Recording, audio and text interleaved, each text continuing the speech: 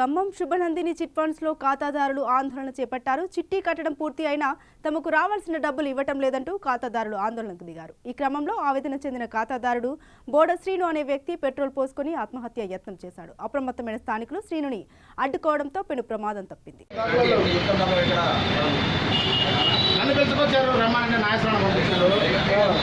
Petrol పోసుకొని మేము చచ్చిపోతున్నాం. మా డబ్బులు మాకనే ఇవ్వండి, లేకపోతే మమ్మల్ని డబ్బులు